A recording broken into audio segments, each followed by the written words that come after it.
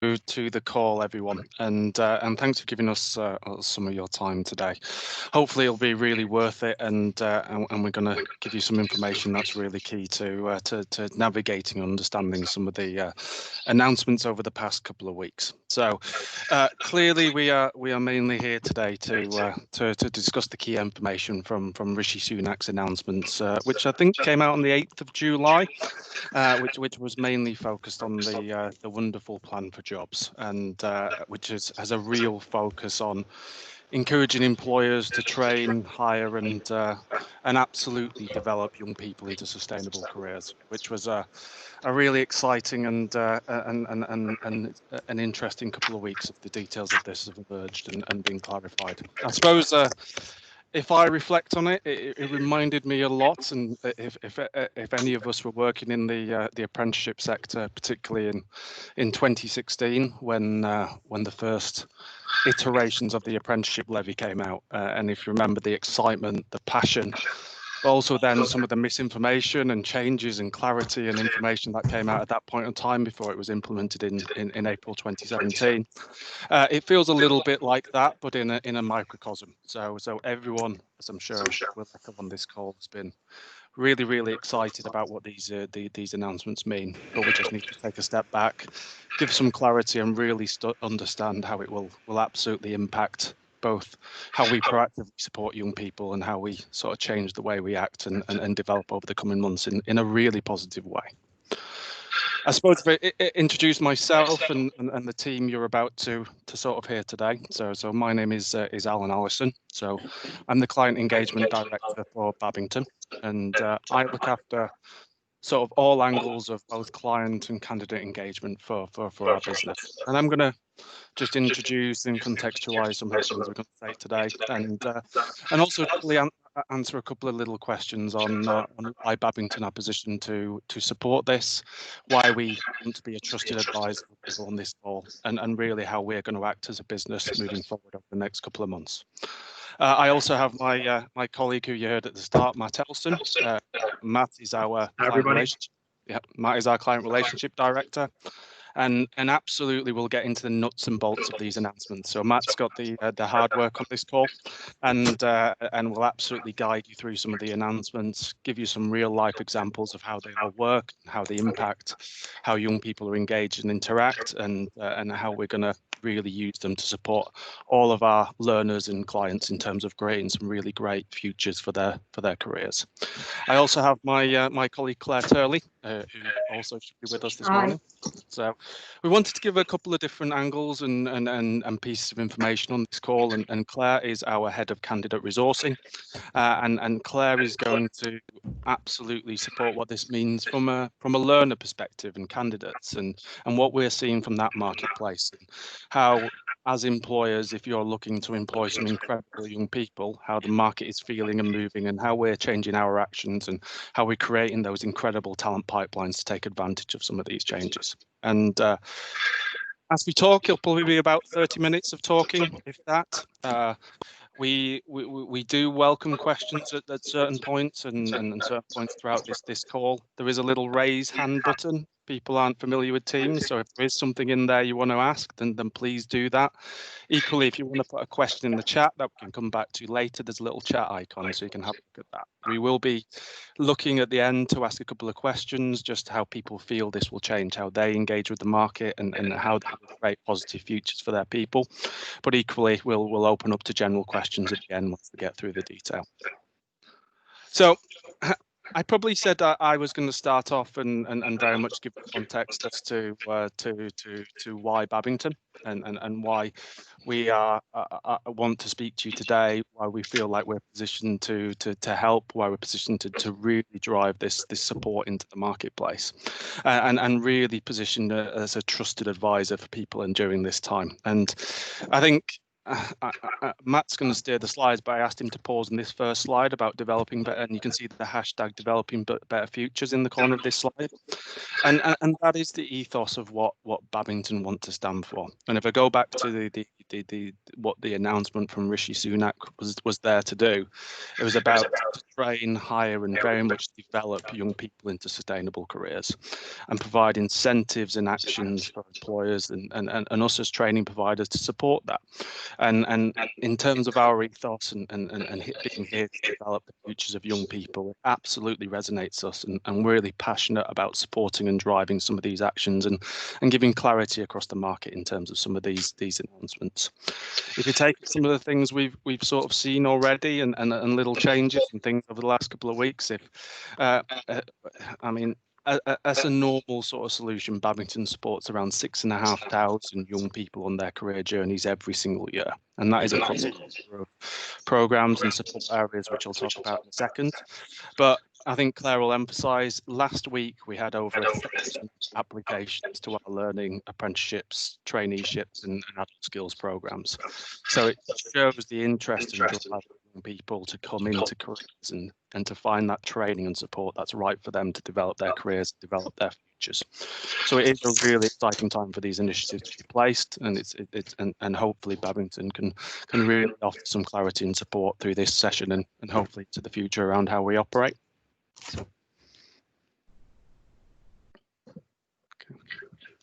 I won't spend too much time on talking about sort of products and solutions before we actually get into the announcements, but you can see a little bit around the background of Babington. Hopefully everyone on this call, you're all a trusted client of ours or a partner, and you will know Babington for certain areas on here. But you can see the resonance and the alignment to some of the announcements that have come out over the past few weeks in terms of the products and services that we offer.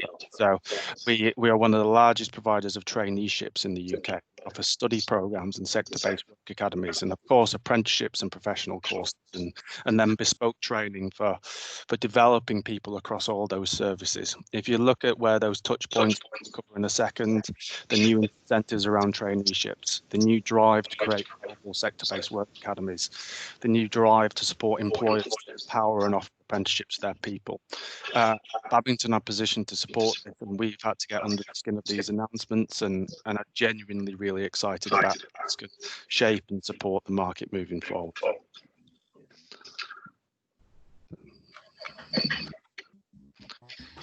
Probably again some similar messages around some of the way we're positioned. You can see there how it fits from employability to apprenticeships and then into commercial. I will again always talk about this is about route ways for our candidates and route ways for our learners to develop incredible careers. On the left-hand side, in that ability area and services that we see, a lot of the things we're about to talk about today. So how and deliver powerful traineeships and study programs, but they flow and are meant to flow into careers, and they're into organisations, into apprenticeships, into actually employer-led programs, and hopefully everyone on this call today will be really excited about offering those opportunities to young people.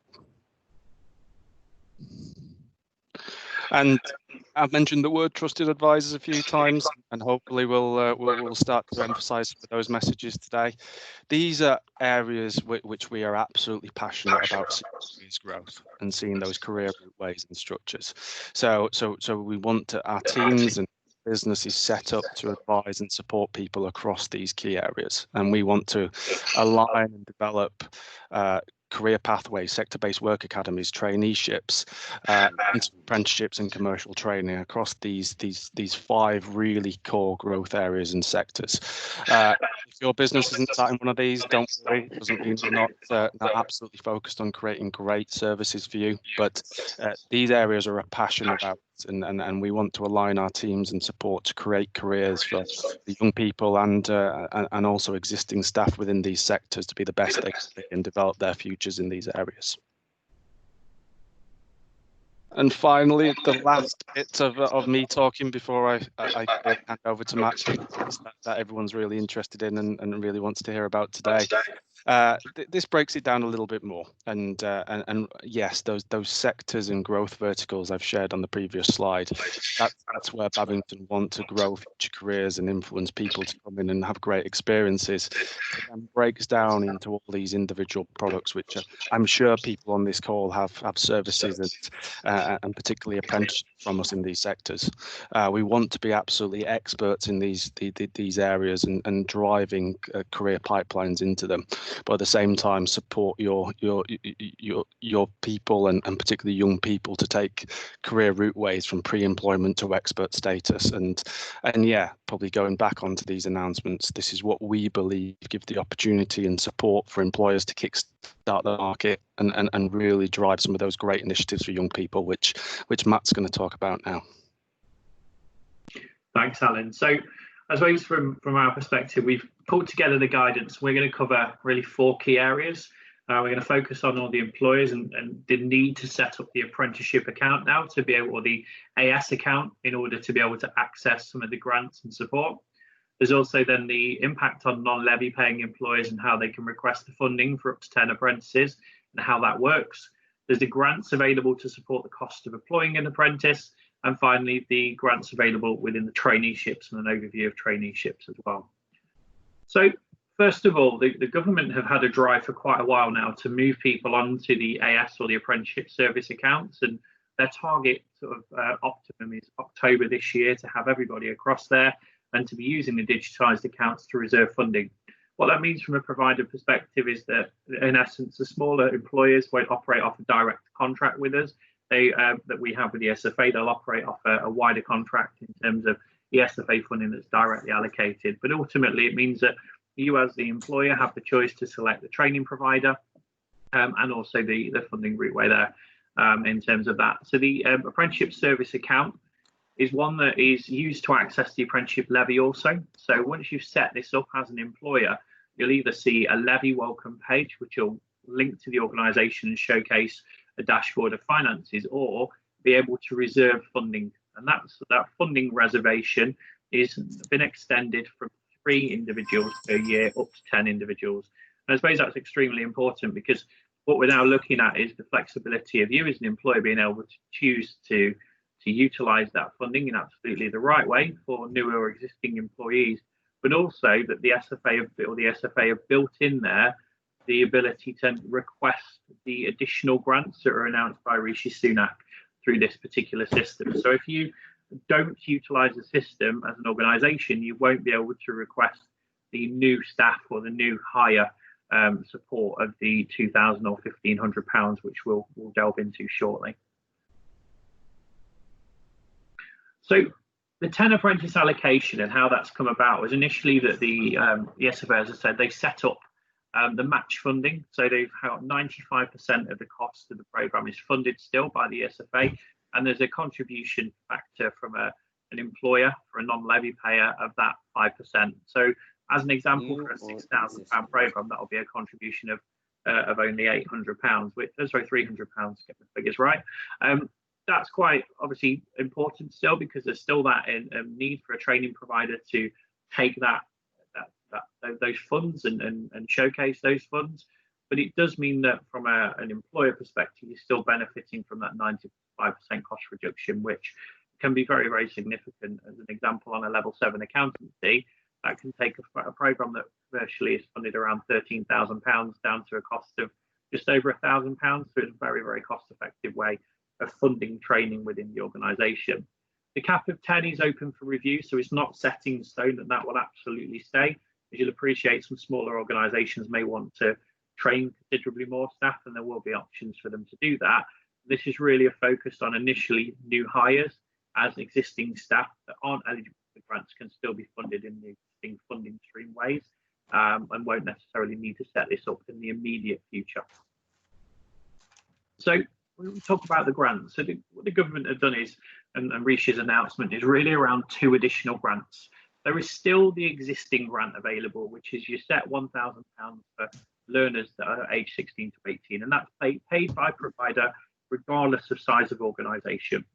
So then there's been the fundamental change to enable the additional grants for anyone aged 16 to 24, of £2,000, or anyone aged 25 plus for £1,500. And you'll see as an example, then that gives a total funding pot for a 16 to 18-year-old of £3,000, the total funding pot for a 19 to 24-year-old of £2,000, and the 25 plus of £1,500. And the government has set out that the grant windows, or the cut-off points, will still be exactly the same. So typically after month 4 and month 12 of the apprenticeship, once we've submitted confirmation that the learner is in funding and being fully supported on the programme, those grants are then paid. It's where they're paid to and how they're paid, which is fundamentally different. So the existing grant, as you'll note, is paid by providers and paid directly to us as a provider to pass on to you, whereas the additional grants are set up by the Apprenticeship Service Scheme. You do a direct claim, and that payment is then directly to you as an organisation. And this initiative is going to run right the way through until the 31st of January 2021 at the moment. There's a significant amount of time to make the most of it, and we've seen, I'm going to say, quite hefty numbers in a very positive way of employers that are maximising this opportunity. And it's something we'll talk about further down the line when we echo what Claire's updates as well. And there is also then the additional support for 16 to 24-year-olds within the national insurance contribution. So anyone who's on an apprenticeship aged under the age of 25, the employer will be able to claim NI relief. So the individual will still pay their NI contributions, but the employer will have the relief there. And as an example, on a £19,000 salary, it's £1,130 as a saving, which is quite a significant amount for an organisation to be saving, certainly at this time. So, give you 2 working examples in relation to this. So I'm just going to mute everybody. Apologies for that. Yeah, so I suppose in the two examples we've got, they're quite different. So first of all, we're going to take a 16 to 18-year-old that has a minimum apprenticeship wage of £4.15. And ideally, we ask the organisations that we work with to pay the national minimum wage. We want to give you an idea of costing. So basing that on a normal 37.5-hour week, you'd be looking at a salary of £8,092.50.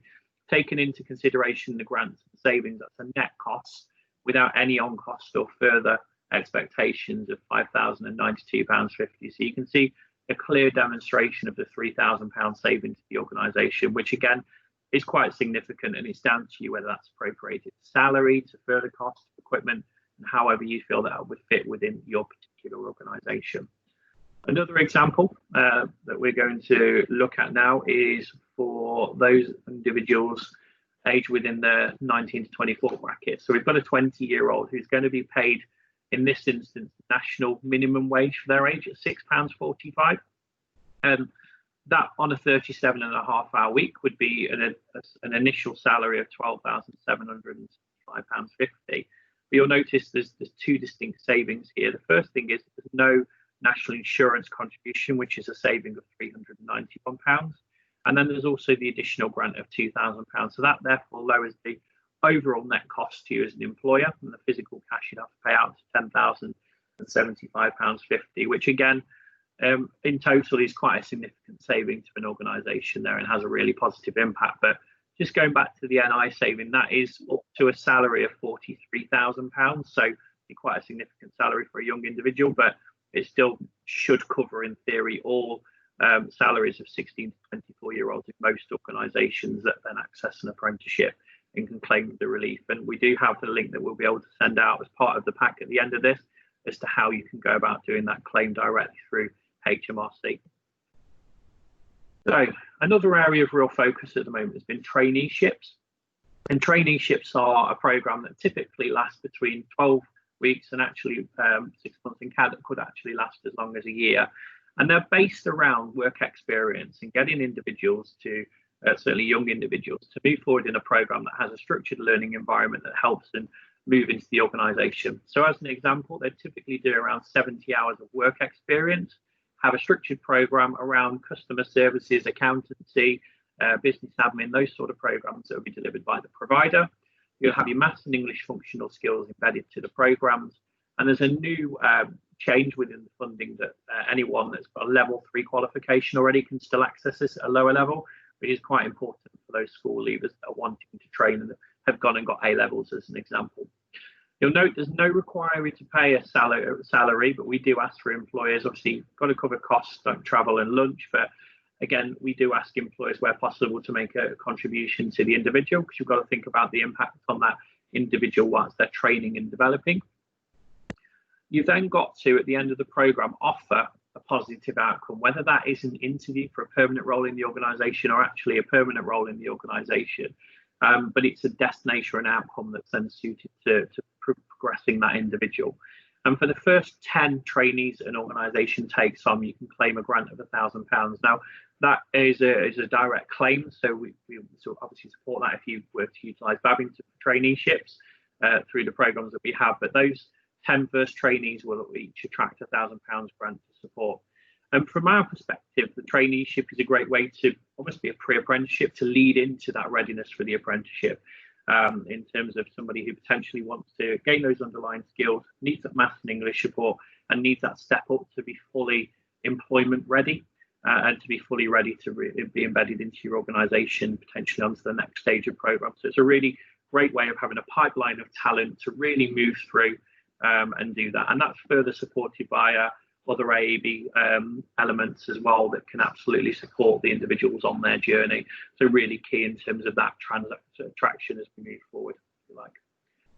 So I'm going to hand over to Claire now to talk about our sort of recruitment support and what we offer from a provider perspective. So Claire, I'm all right to bring you in. Hi, everybody. Yeah, so basically, I just want to talk about what we offer in terms of a team when you are recruiting new staff. So why are we different? So we offer a free recruitment service, making sure that we source the best candidates for you and your business. And the way we go about this is to make sure that we become, you know, sort of really trusted advisors and partners with you in terms of looking exactly what you're looking for in terms of your apprentice. So, you know, not just by taking the detailed job and person specification, but also understanding how people fit into your business and what the culture's like, to make sure that we get exactly the right person. We have a dedicated candidate engagement resource in each of our 9 regional centres. So we cover Leeds, Nottingham, Sheffield, Milton Keynes, Birmingham, Bristol, Derby, Stoke-on-Trent and Leicester. Each of the people there know their local candidate market inside out and back to front.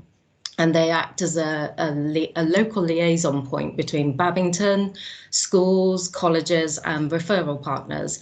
So we're really, really active in our local communities to make sure that we're getting the really, really positive message about apprenticeships out to young people so that they can see this as an alternative routeway to university. We go to local careers fairs, parents' evenings, and we host open days in each of our centres, making sure that, you know, we're really accessible to young people. We offer advice and guidance on what apprenticeships are and how our programmes work. Part of that is to hold specialist workshops, which are tailored to our individual programmes, and that enables candidates to come in and really experience what it's like to go through an apprenticeship with us. So that will be talking to our tutors and our trainers. You know, we'll be giving them help with CVs and interviewing, just to really make sure that they get an idea of the commitment that they will have to give before going on a programme. Because we want these young people to really stick on programme, and it's really important that they get an idea of what they're getting into, if you like. So we've also been involved in assessment centres and recruitment days with employers, and we find this is a great solution for volume recruitment.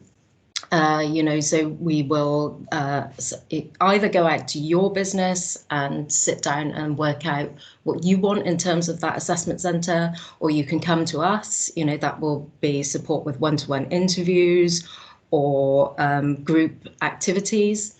So that's a really great way to recruit people if you need a large amount of people for your vacancies. So that's how we do things. What we're currently seeing in the skills market is that we are getting a huge amount of applications per week. We're also getting a lot more, obviously, for each role. So on average, about 5 times as many. You know, so obviously we've got to, going back to my earlier point, we've got to really understand what you're looking for to enable that initial sift to happen. Universities are seeing a huge amount of students deferring their start dates for 2020. You know, are those candidates now considering an apprenticeship as an alternative choice? We'd like to think so. There is definitely an increased appetite from employers to take on apprentices, and vacancies are now at pre-lockdown levels and rising daily, which is absolutely fantastic to see. And we're also seeing employers, you know, really investing in their current employed staff to look to upskill them. And this is a great way to develop your employees, which in turn helps with your succession planning and retention. So that's how we do things at Babington in terms of our support with you. And obviously, if you've got any questions for me, then ask away later on. Thanks, Claire. Really appreciate that. So next, we're going to just summarise the key elements that we've spoken through this morning. So I think the key changes, fundamental changes, are the increase on the apprenticeship service for non-levy payers to access now 10 requests for funding, up from 3. The increase in the value of the employer grants made available to incentivise employers to recruit new apprentices into the organisation. The key overall grants available being £3,000 for a 16 to 18-year-old and £2,000 for a 19 to 24-year-old. Obviously, 1,500 for 25 or above. Those available from August 2020 to January 2021. And then the funding made available to triple the volume of traineeships and the sector-based work academy placements. And the sector-based work academy is something we haven't necessarily touched on at the moment. We are still waiting to see what the full guidance and issued out in relation to that is, but we have a number of current right now sector work-based academies taking place very successfully across the country, and have a significant track record in that area. So as soon as we're able to do so, we'll issue out a wider update on that and what that looks like from a Babington perspective. So what we wanted to do is take some time to reflect on what these mean to you as changes, and actually get some input from yourselves as participants within the session today, to understand from your perspective what this means to recruitment for you and what the support and offer will have in terms of any bearing on the business, and looking at really whether that will not change anything, whether that will start something, whether that will expand something that's absolutely already happening. So does anybody on the call want to contribute their side of things and to how these changes could be impacting them in any way, shape or form as an organisation?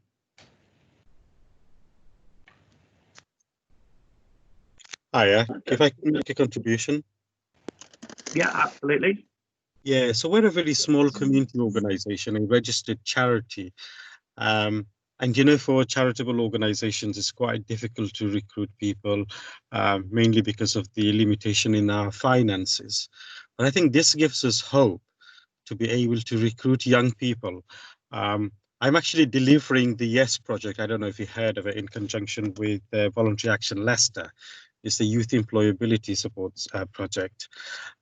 So I'm going to try and convince my manager to fully explore the options of taking on trainees as well as apprenticeships. For a small organisation like ours, what sort of support can you actually give us?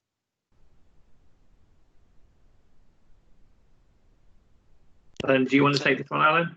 Yeah, I was going to start. I mean, absolutely. I mean, the fundamentally thing. I mean, I'm looking at those stop, start, and expand buttons, and one of the starts that all these offers do, and incentives, and always previously did anyway, was absolutely be able to link together all of those services that we've mentioned today. So can you go step into a recruitment experience that takes you between a tailored traineeship into employment and into an apprenticeship and then further forward. So I mean, absolutely great that you're already heavily involved in those community engagements and structures and that. I mean, the support an organisation like Babington can give you is needless to say to identify, support and work with young people entering into this sort of career sort of stepping stone at whatever journey is most appropriate. I think one of the things I'd probably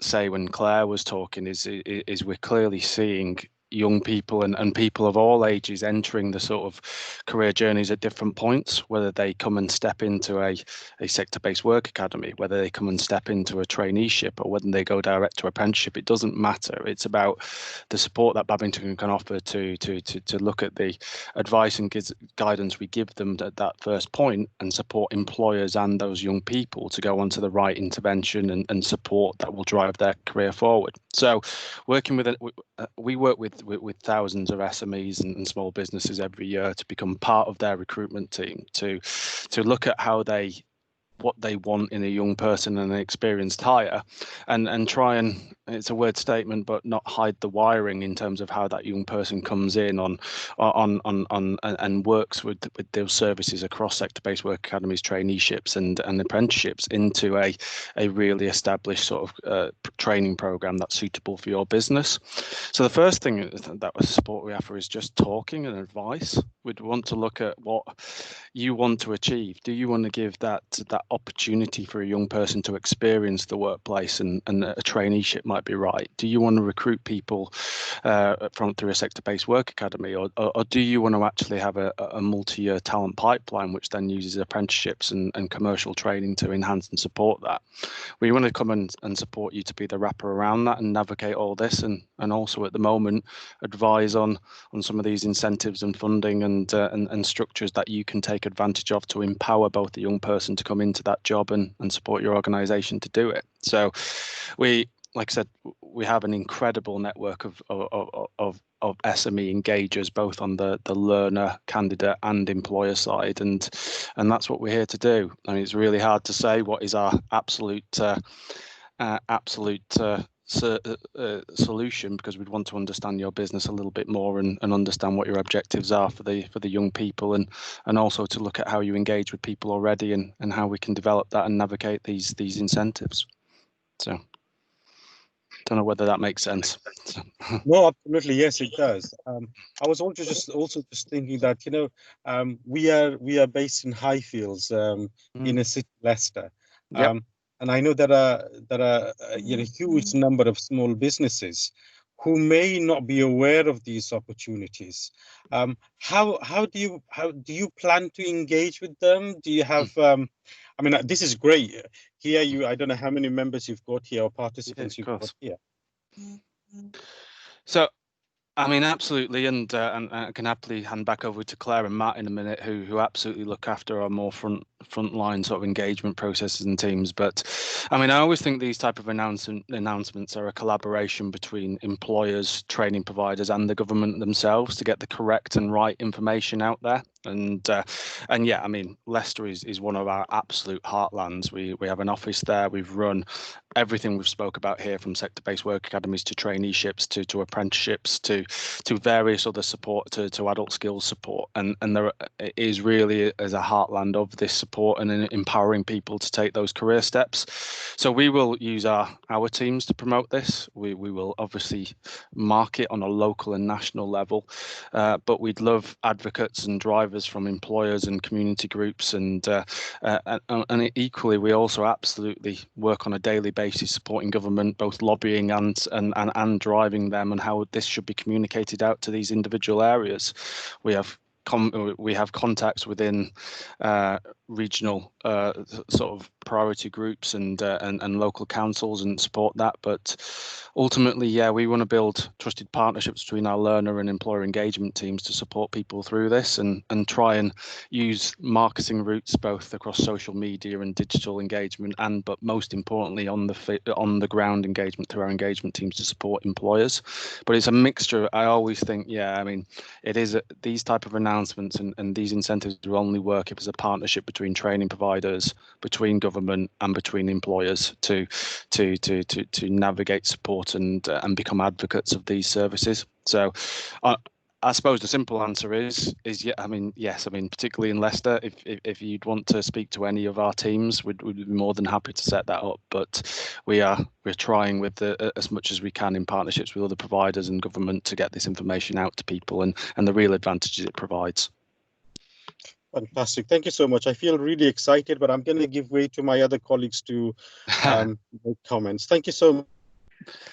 I don't know, Matt, whether you wanted to cover some of the questions we've seen in the chat, if they're worth answering. I found that really helpful.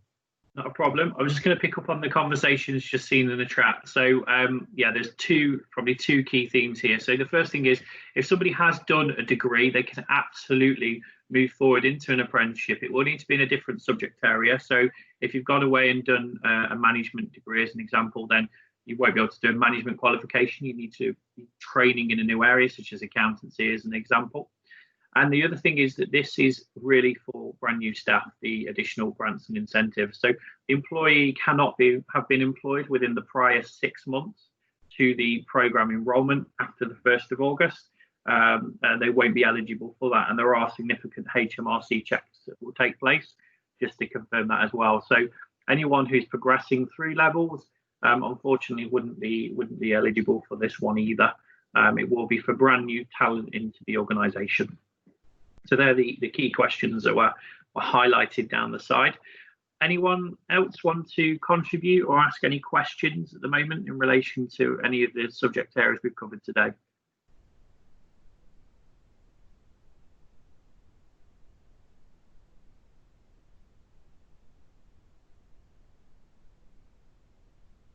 Okay, Louise. So the funding that's there for those that are progressing on to the next level. Okay, so there isn't any additional financial funding in terms of grants that's been set aside for somebody who's progressing into the next level of programme.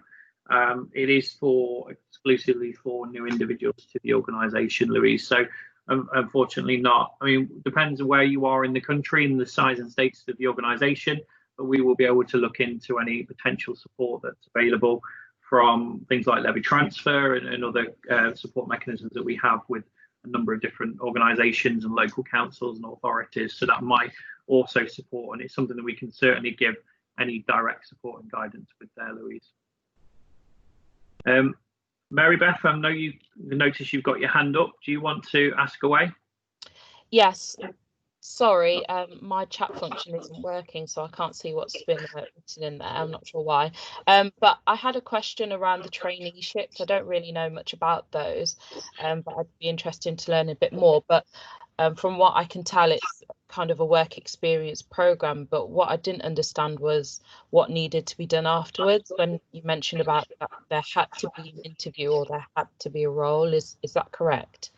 Yeah, that's absolutely correct, Mary Beth. So what we're looking at is individuals coming into the organisation to have either an outcome of an interview offer for a permanent role of employment with the organisation, or potentially progressing onto an apprenticeship with the organisation. So there has to be basically a fair utilisation of that talent pipeline that comes in terms of a destination that they would move forward to. So our expectation would be that we'd agree that potentially you'd have 3 trainees as an example that would come into the organisation, and it might be that you've got capacity to permanently take 1 of those on or 2 of those on within the organisation. In essence, they're trialling and being put through their paces in the right way with full support around the programme and development and all of the skill set to be ready to be employed fully in the organisation once that completes.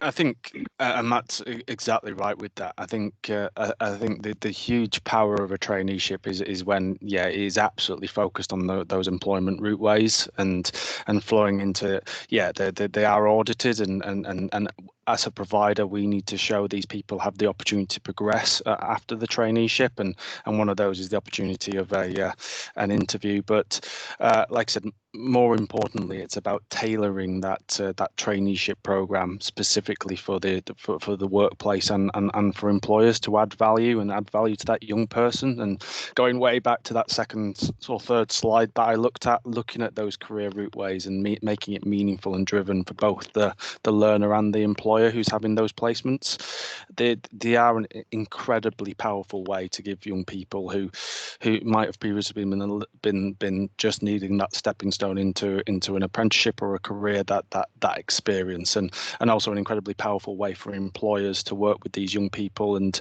give them that stepping stone either into their organisation or somewhere else. And obviously the incentives and grants announced over the last couple of weeks help that. But yeah, all about career progression and us advising and supporting how those people step through. So there are lots and lots of further details on traineeships, on how they're structured for each age group, and what type of training that they can go through, and how we build that training package and make that tailored for those individuals, and the support from the employer. I think it is one slight area where there's still probably a couple of more announcements to come out in some of these packages, just about some of the timing and outcomes and support packages available, and some of the clarity over what Matt said around the level 3 entrance onto this program, and which absolutely opens up to a really exciting sort of demographic of young people who need this support. But yeah, it's something as a provider we're really passionate about, and really making traineeships work for employers and the young people. Okay, thanks very much. Thanks, Marybeth. So there's a couple of questions down the side. So just to confirm, in terms of the traineeship, they can absolutely finish that and go on to an apprenticeship. Because they won't have been under a contract of employment during that time, they will be able to access them, provided the grants are available still, given the timelines, those grants to move forward. The traineeships are for 16 to 24-year-olds. They're the funding elements. And the traineeships are separate to the apprenticeship payments. So you won't get a double bubble, as we'll call it. You'll get the £1,000 support for enabling that traineeship. So let's say we have a 3 or 4 month traineeship that typically lasts 12 to 16 weeks. The individual progresses through that, and then you offer them permanent employment with the organisation as an apprentice. Then you will be able to access the £1,000 for the traineeship, and then also the additional funding pot for them on the apprenticeship as well. But it's got to be time bound within that period of time, within the by the 31st of January, if that makes sense.